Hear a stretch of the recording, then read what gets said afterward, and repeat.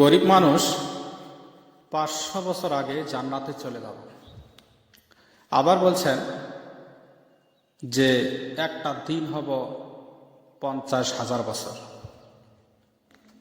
ধনী মানুষের আগে গরিব মানুষ 500 বছর আগে জান্নাত পাবে।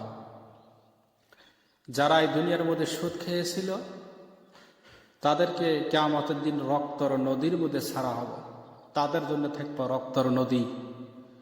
ওই নদীর মধ্যে তাদেরকে পাথর নিক্ষেপ করা হবে।